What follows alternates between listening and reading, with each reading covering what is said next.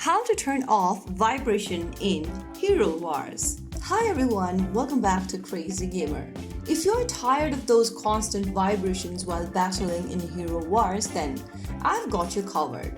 I'm going to show you a super simple way to turn off vibrations so you can play the game in peace. First of all, launch open Hero Wars game on your device, and from the lobby screen that appears on the screen, go ahead and tap on the gear icon at the top right corner.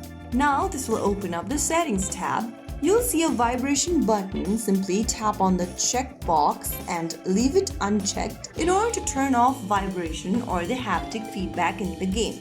Once you turn off vibration, you can close off the screen and go ahead and continue playing your game. So after you do that, you will be able to turn off the haptic feedback in Hero Wars. If you found the video helpful, don't forget to like, share and subscribe to our channel. I will be back again in the next video. Thank you for watching.